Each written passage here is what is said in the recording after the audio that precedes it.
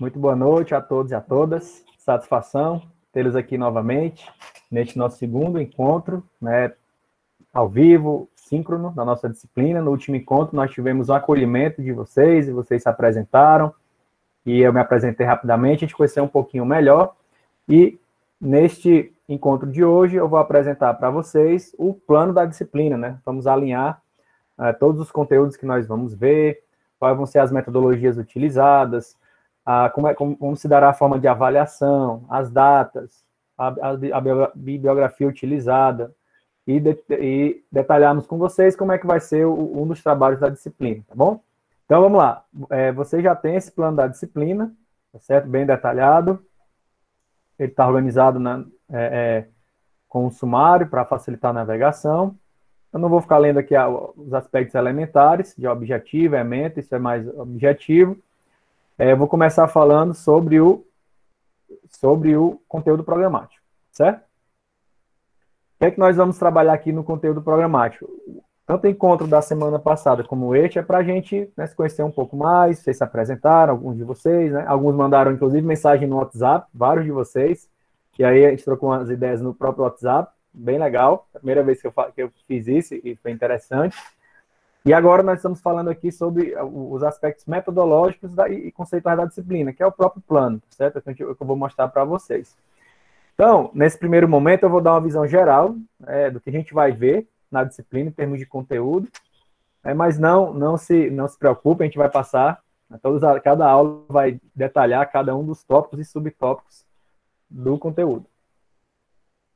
Então, no tópico 2, que é o primeiro tópico de conteúdo, nós vamos dar uma visão introdutória e integrativa da economia, tá certo? Trabalhar alguns conceitos elementares e falarmos das áreas fundamentais da economia, que eu já até havia dado spoiler para vocês, que são 3: macroeconomia, microeconomia e economia de empresas, tá certo?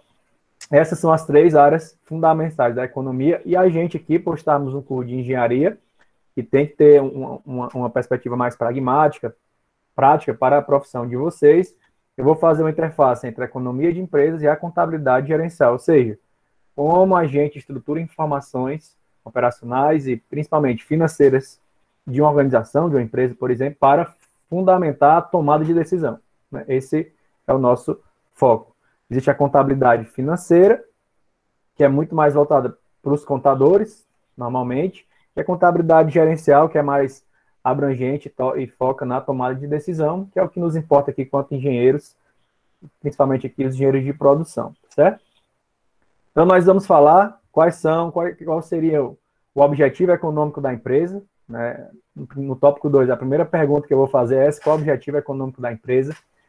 Vamos falar rapidamente das equações fundamentais do lucro e da rentabilidade. Entrando aqui na microeconomia, que foi por onde tudo começou, né, dentro do campo de estudo da economia, como área de conhecimento. Nós vamos falar sobre diagrama de fluxo circular, oferta e demanda. Alguns de vocês já devem ter ouvido falar, uma tal de lei de oferta e demanda, lei da oferta e da procura. A gente vai trabalhar isso. Preço, quantidade e equilíbrio microeconômico. Eu vou ter que sair aqui da minha projeção para receber alguém que está entrando aqui depois. Pronto. E vamos para a macroeconomia, né, que é o que vocês escutam mais nos jornais, né, alguns indicadores: PIB, taxa de juros Selic, câmbio, dólar, desemprego, dívida pública, inflação. Ou seja, né, são todas as variáveis que, de alguma forma, vão aí contribuir, vão influenciar o desempenho de uma região como um todo, de um país. Tá? Microeconomia, a gente estuda mais a relação em um mercado em que há demandantes e ofertantes. A macroeconomia já estuda mais do ponto de vista de uma nação, por exemplo. Isso pode ser também regionalizado. Então, esse primeiro tópico 2, né, que a gente vai despender aí, muito tempo, muitos minutos de discussão, é para dar essa visão geral integrativa do que seria a economia, nas suas 3 principais áreas de discussão. E aí, indo para o tópico 3, vamos trabalhar mais de forma de manual, né? De manual de economia que estão nos livros, porque essa primeira parte vocês vão ver que eu vou fazer muita contextualização, trazer séries históricas, comparar o Brasil, olhar a história brasileira antiga, a história mais recente, comparar com o mundo. Então, isso aqui não tem um livro que vai trazer tudo que eu vou mostrar para vocês. Certo? É uma construção de vários anos para vocês compreenderem melhor do ponto de vista crítico, né, e com base fundamentada como é que funciona um país, a economia de um país, e contextualizando com o nosso país, e o que é que isso tem a ver com uma empresa, por exemplo. Essa relação, essa visão integrativa que eu vou mostrar para vocês.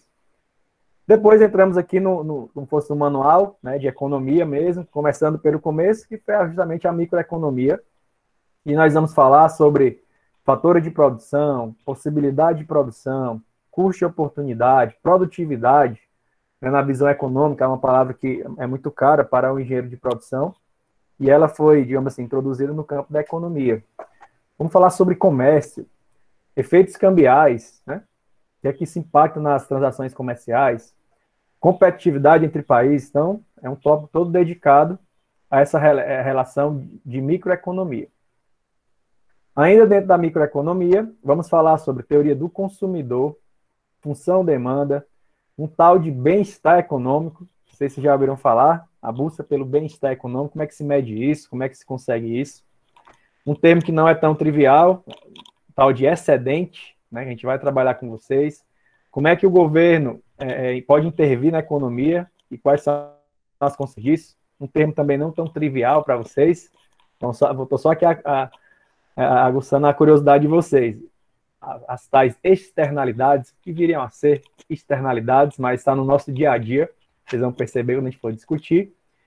No tópico 5, ainda no campo da microeconomia, mas já fazendo a interface com a economia de empresas, que aí olha uma organização para buscar tomada de decisão para melhorar os seus resultados econômicos. Nós vamos começar discutindo sobre estruturas de mercado, e aqui eu tenho certeza que vocês já ouviram falar algum desses termos que estão aqui. Concorrência, monopólio, oligopólio, né, entre outras. Essas aqui vocês já ouviram falar, com certeza, em algum momento. São as estruturas de mercado e toda empresa vai estar inserida em algum desses tipos de estrutura de mercado. Isso vai ter impacto no seu desempenho econômico, inclusive na sua estratégia também. Avançando nessa interface entre microeconomia e economia de empresas, vamos falar sobre previsão de demanda. Quem fez a disciplina de introdução à engenharia de produção, com certeza deve ter ouvido falar isso lá com o professor Heráclito, onde fez, que é algo bem fundamental em todo o processo de planejamento da produção. Algumas discussões que não são tão triviais, uma tal de elasticidade preço, elasticidade renda, elasticidade preço cruzada. Eita, professor, é muito difícil aí, calma. Passo a passo a gente vai chegar lá. Não é um nome tão trivial, vocês não escutaram isso no jornal, tenho certeza, mas vão aprender com certeza. Receita marginal, receita total, como é que se maximiza a receita de uma empresa, né, dentro do contexto da microeconomia. São alguns temas que a gente vai discutir dentro do tópico 6. No tópico 7, vamos falar sobre teoria da firma, função-produção, lei dos rendimentos decrescentes e falar sobre custo de produção, né? Alguns dos quais, com certeza, vocês já ouviram falar. Custo fixo, variável, custo médio, custo marginal, esse já não é tão trivial, né? Fica aí, estou aqui aguçando a curiosidade de vocês. O material já está lá, né? O vídeo explicando. Quem quiser já ir adiantando, fica à vontade. Mas eu recomendo que vocês vão aí passo a passo. E, finalizando essa parte de microeconomia, na interface com a economia de empresas, falar sobre como se determina o preço de venda de um produto e como se pode maximizar o lucro de uma empresa dentro do contexto da microeconomia. E aí, fazendo uma relação com o tópico 5, de estrutura de mercado, nós vamos considerar as várias estruturas de mercado nesse contexto, né, de maximização de preço, determinação do preço e maximização do lucro. E aí, partindo aqui para a parte final da disciplina, vamos falar sobre economia de empresas, tomada de decisão empresarial. Por isso que eu trago para a discussão de vocês a contabilidade gerencial, que é algo mais próximo do dia a dia das empresas. Quando eu falo do dia a dia, tanto do ponto de vista operacional, como tático, como estratégico. É mais mão na massa mesmo. São coisas aqui que vocês vão poder aplicar na empresa se já estiverem estagiando ou já estiverem empreendendo, né, porque é algo bem prático, é do dia a dia das empresas. Começando por a terminologia e classificação dos custos, ou, de forma mais precisa, dos gastos. E depois vamos entrar no cálculo de alguns indicadores financeiros de uma empresa, partindo desde o detalhamento da equação do lucro, como é que se calcula o lucro de uma empresa, e aí entrando em alguns indicadores de resultado para produtos, né? Por exemplo, margem de contribuição. É o que vocês vão ver para o resto da vida profissional de vocês, que é o dia a dia das empresas, né? Como é que calcula a margem de contribuição unitária de um produto, por exemplo. Estou voando aqui, calma, estou dando só um overview, um sobrevoo, só para vocês terem uma noção geral do que a gente vai ver. Cada ponto desse será detalhado, com teoria, com prática, estudo de caso. Não se preocupe, vocês terão acesso a planilhas, slides, vídeos, tranquilamente. Falar sobre rentabilidade, né, e alguns indicadores mundialmente utilizados, Return on Investment, Return on Equity, tá certo? Que algum de vocês até já pode ter ouvido falar, lido ali alguma revista especializada, que está no dia a dia das empresas. E aí, fechando a disciplina, nós vamos voltar a falar sobre macroeconomia, dentro da perspectiva de gestão, né, pública, gestão de uma nação, quais decisões os governos têm que se preocupar, quais são as funções relacionadas à economia dentro do setor público, certo? São as funções, quais são as principais contas nacionais, PIB, por exemplo, PIB per capita, isso vocês já ouviram falar, estudaram para o Enem, algo do tipo, como é que se mensura PIB, tudo isso a gente vai trabalhar, inclusive, parte disso aqui eu já vou estar trabalhando, trabalhar com vocês hoje ainda, no tópico 2, provavelmente, não sei se hoje vai dar para ver tudo, mas no tópico 2 a gente já vai ver PIB, né, contextualizando com o país, com a história brasileira. E lá no último tópico nós vamos retomar e aprofundar alguns pontos. Falar de balanço de pagamento, diagrama de fluxo circular, né, como é que as famílias, né, e as empresas se relacionam, como é que se dá esse fluxo. Falar rapidamente sobre moeda, economia monetária, sobre inflação, algo que vocês já ouviram falar, e uma visão mais crítica da economia, questão de distribuição de renda, né? Já posso adiantar, vocês já devem ter ouvido falar que o Brasil é um dos piores países do mundo em termos de distribuição de renda. Vou mostrar para vocês, né, com estatísticas, com séries comparativas entre países, o que fundamenta isso. Tá bom? Distribuição de renda, índice de Gini, vamos falar também aqui de índice de desenvolvimento humano, IDH, que vocês já viram falar também. E o que é legal, né, vocês já devem ter percebido aqui do lado direito, na coluna final aqui. Eu já detalhei para vocês, né, os materiais de referência. Professor, vou precisar ler essa quantidade toda de livros aqui, capítulos, não, certo? Não precisam, para passar na disciplina, tá certo? Mas eu creio que vocês devam, né, ter um interesse, pelo menos eu esperaria que tivesse, entender mais sobre a economia, como é que funciona, né, a economia de um país, o que é que isso impacta na economia de uma empresa. É uma disciplina aqui de quatro créditos, né? Existem cursos de graduação, mestrados, doutorados. Então, há toda uma ampla gama de possibilidades de estudar a economia. Aqui é uma boa visão geral integrativa focada em decisões empresariais.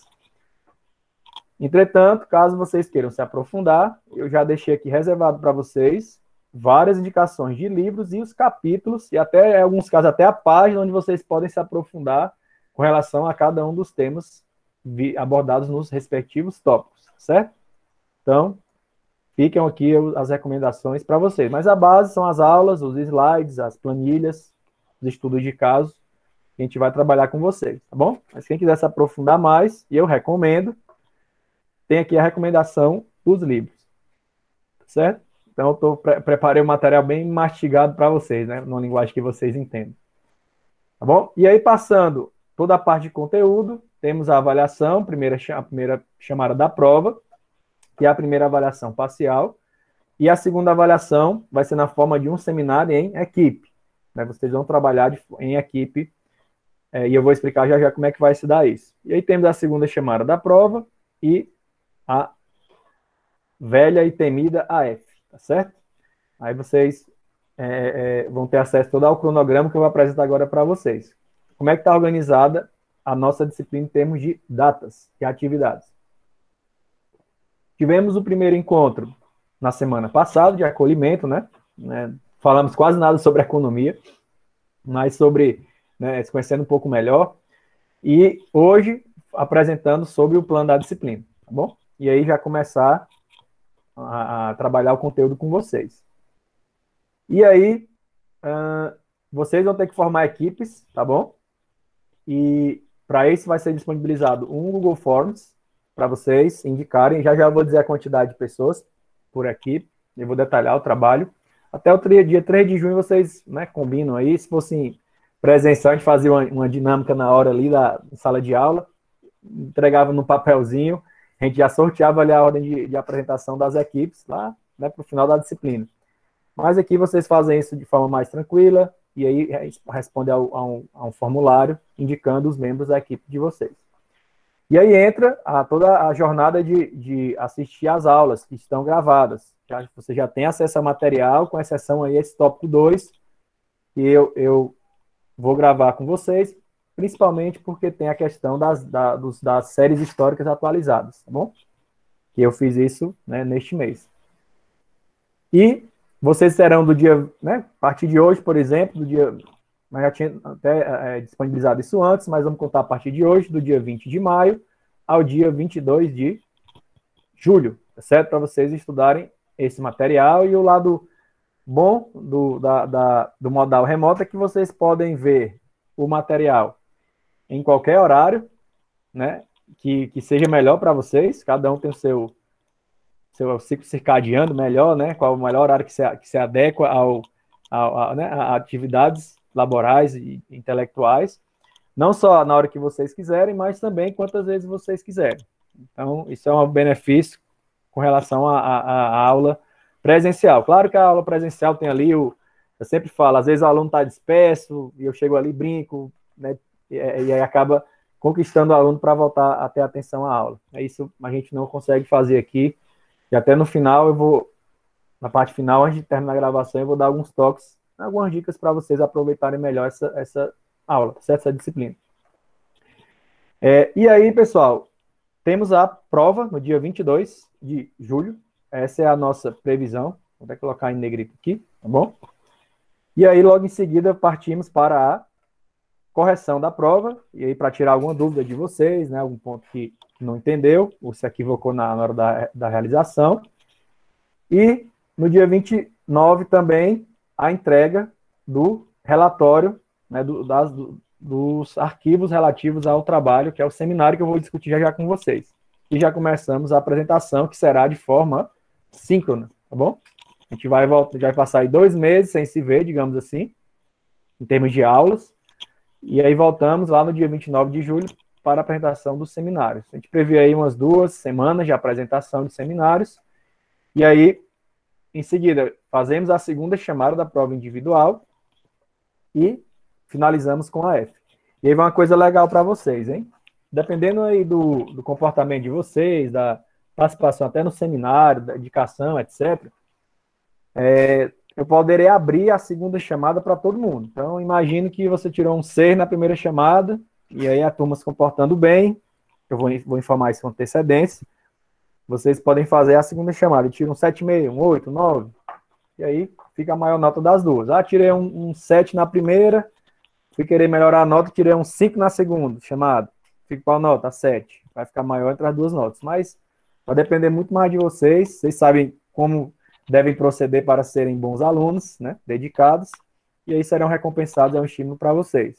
Por exemplo, né, fazerem o que alguns fizeram na aula passada, mas eu também não tinha falado das regras e tal, né, pessoal saindo da aula sem avisar, entendeu? Isso aí, para mim, é um absurdo, né, entrou na sala, né, tem que ter uma boa convivência, se for sair, pelo menos se despede, pede licença, alguma coisa do tipo. Somente entrar e sair não faz jus a um aluno da UFC, tá bom? Então, esse tipo de coisa, né, e se dedicar realmente às atividades, e vocês terão esse prêmio, né, esse estímulo, que é poder fazer a segunda chamada também, todo mundo, e ficar maior das duas notas. Professor, pode perguntar. Desculpa lhe atrapalhar, mas é só uma dúvida aqui minha mesmo, que sobre as avaliações. Será só 2 avaliações, uma prova individual e a segunda que será o trabalho dos seminários? Perfeito. Soma divide por 2. É o próximo tópico aqui, ó. Perfeito. Aqui é a nota. A P1 a prova, a P2 o seminário, e vai ter o mesmo peso, tá bom? Por que eu faço isso, pessoal? Porque até antigamente, no começo da carreira, eu fazia só mais provas, né? Mas, assim, há uns 9 anos atrás, nem todas as disciplinas, só algumas. E eu fui aprendendo, né, e vendo que a vida real, eu já sabia, mas tomei mais ciência ainda. A vida real o trabalho é realizado em equipe, né? Então, quanto mais cedo vocês se acostumarem a trabalhar em equipe, e todos os problemas que tem, professor, eu não gosto porque sempre tem um escorão, ou tem uma pessoa que quer aparecer demais, não dá isso. Isso é a vida real, certo? Então, vocês vão treinando, vivendo esse tipo de trabalho. Então, a primeira nota é individual, a pessoa tem que mostrar ali tecnicamente que entendeu os conceitos, as ferramentas, as metodologias. E a segunda, para além da questão técnica, é apresentar um trabalho em equipe, aí treinando outros skills de comunicação, de organização de tempo, de estruturação de informações, de escrita, organização acadêmica de um relatório. Como é que são outros atributos que vocês vão usar aí para o resto da vida de vocês? Sei que tem alguns que não gostam de apresentação, como eu, né? Eu até falei para um dos que entraram em contato comigo, via WhatsApp, a pessoa falando, né? Que fica nervoso apresentando. Olha, a primeira vez que eu fui apresentar na disciplina de higiene e segurança do trabalho, eu lembro que eu tinha 50 pessoas na sala, eu só via um branco da parede lá do fundo da sala, não via ninguém. Depois que eu terminei de falar, que eu voltei a ver as pessoas, de tão nervoso que eu tava, e meu celular dizendo que eu parecia um camarão vermelho, assim. Então, e aí hoje eu sou professor, dou palestra, aula, todo dia eu me comunico, é a minha ferramenta de trabalho principal. Então é treinando, pessoal, treinando, vai dar um nervosismo em alguns, mais, outros menos, mas treinem, né? E aqui a gente está para se ajudar. Tá certo? Treinem, porque comunicar vai ser algo que vocês vão fazer pro resto da vida. Ou entre pares, ou de vocês para subalternos, ou de vocês para pessoas com uma hierarquia superior a vocês.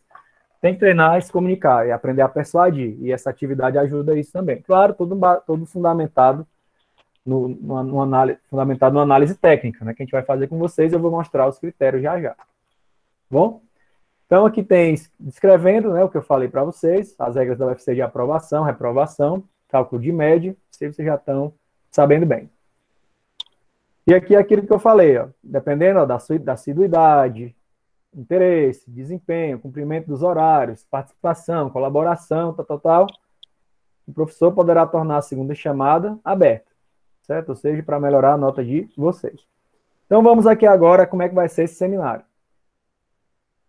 É um trabalho que eu comecei a fazer há uns 4 anos atrás, e bem interessante, né? Isso não para mim, né, mas do ponto de vista dos alunos, eu escuto muito feedbacks, eu pergunto, cara, valeu a pena, ou melhor não ter feito? Não, professor, isso depois de até dar nota, de ter conversado, ter passado, não, professor, valeu, deu um trabalhão, mas valeu, aprendi muitas coisas, e até alguns ganham até estágio, né, por fazer esse trabalho, já tive casos também de terem propostas. Então, como é que vai ser, pessoal? Vocês vão se organizar em equipes, tá certo? E vão apresentar um seminário caracterizando algum setor de atividade econômica do Estado do Ceará. E esses setores foram baseados ou indicados com base numa pesquisa feita pela Federação das Indústrias do Estado do Ceará, o seu Observatório da Indústria, sobre as rotas estratégicas setoriais 2025. O estudo foi esse, mostrando quais são os setores assim, mais portadores de futuro, já tem uma densidade industrial aqui no estado, não só industrial, né, manufatura, uma densidade empresarial no estado, e que era interessante vocês conhecerem, porque pode vir a ser, inclusive, empregadores de vocês, tá bom? Até como empreendedores, vocês conhecerem um pouco mais determinado setor. Então, daí a gente teve a ideia de montar esse seminário, e são aqui os setores caracterizados. Alimentos industrializados, bebidas, biotecnologia, confecções, construção civil, couro e calçados,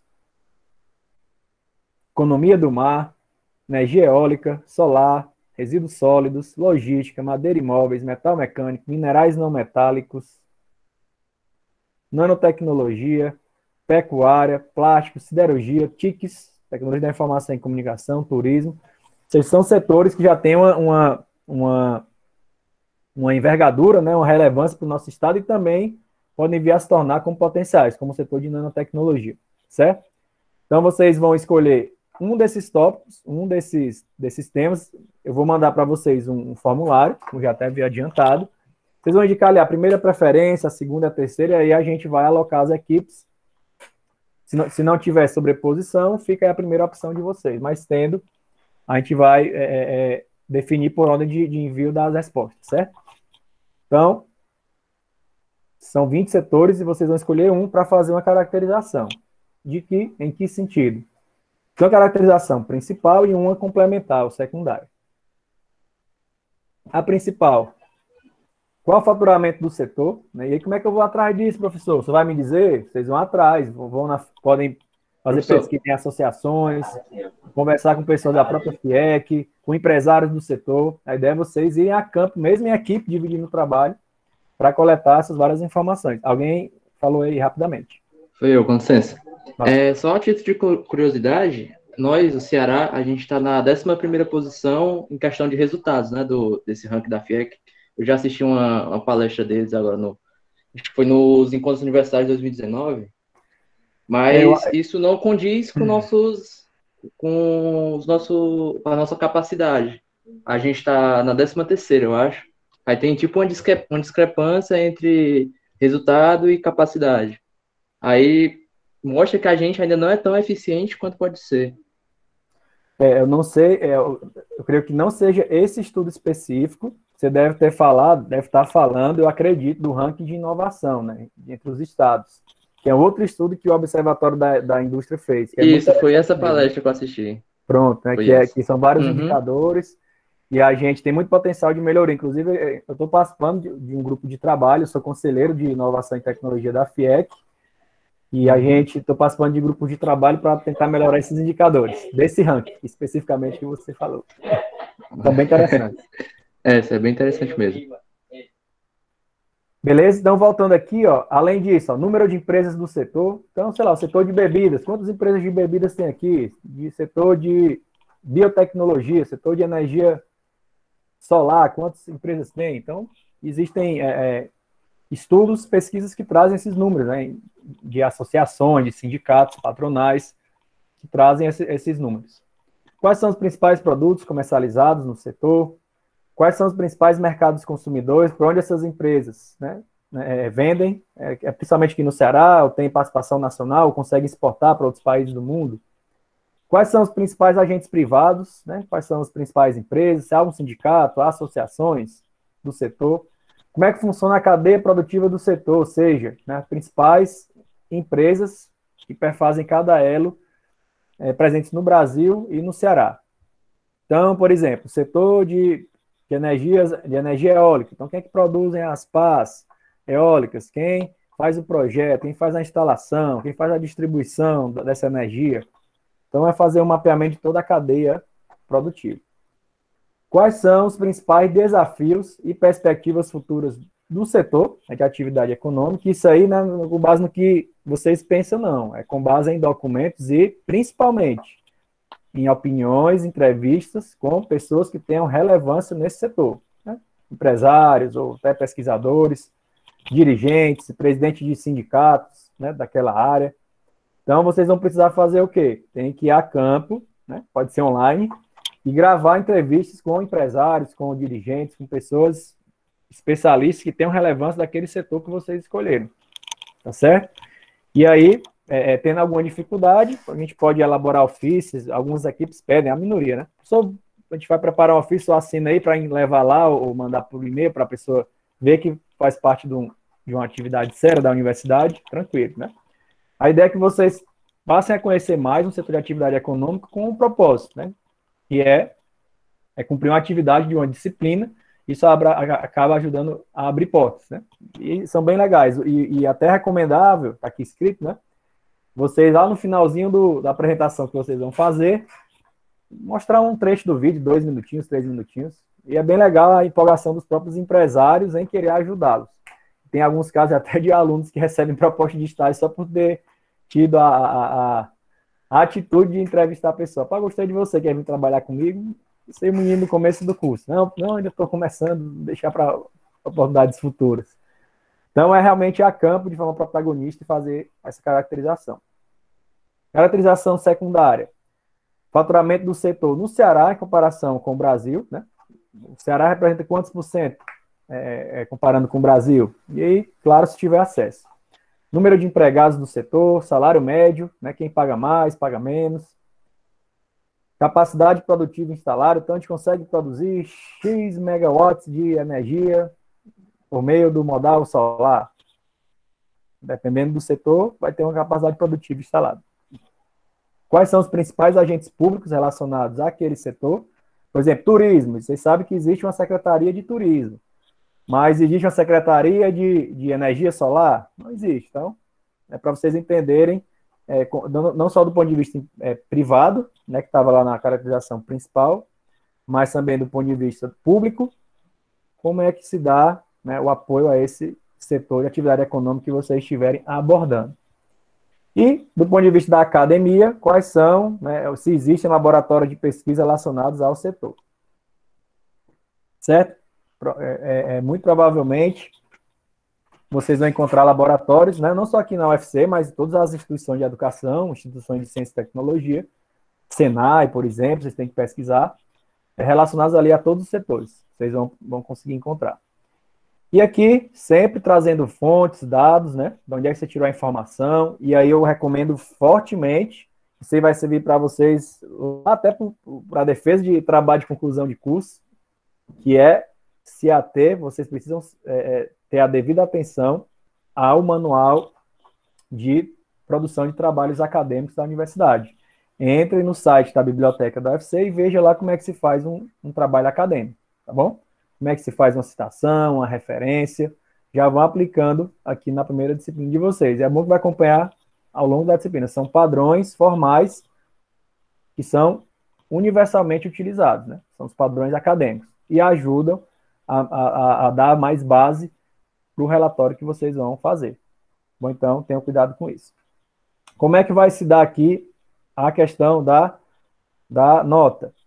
Vocês vão apresentar, vão enviar, né, lá no dia 29 de julho, tem um bom tempo, mas não esperem, né, muito para começar. Vão se antecipando logo aí para não ter aquele desespero perto da data de entrega. Um trabalho escrito, que é um documento em Word aí, tá certo? Vocês mandam um relatório técnico e também uma apresentação, um PowerPoint editável. Professor, se minha equipe for apresentar só no dia 12 de julho, eu posso entregar só no dia 12? Não. Todos os trabalhos precisam ser entregues no dia 29 de julho, tá certo? Para todo mundo ter o mesmo nível aí de avaliação, tá certo? Não ficar injusto com ninguém.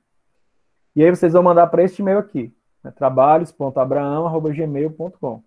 Professor, se eu quiser mandar uma comunicação, manda o zap ou manda para o meu e-mail pessoal. Esse aqui é só e-mail de receber trabalhos para eu me organizar melhor. Caso vocês usem alguma planilha, Excel, mandem também. Mas normalmente o pessoal manda o Word e o PowerPoint, certo?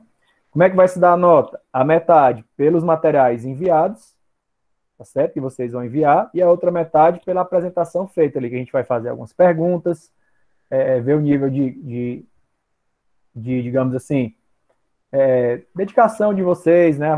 O grau de profissionalismo de vocês com a apresentação, tá certo? E vocês terão até 20 minutos para apresentar. Então, precisa treinar bem, dividir bem as falas, para chegar lá e fazer um bom trabalho.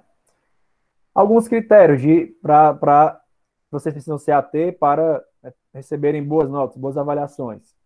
Realmente cumprir ali o roteiro que foi definido, que eu apresentei ponto a ponto para vocês.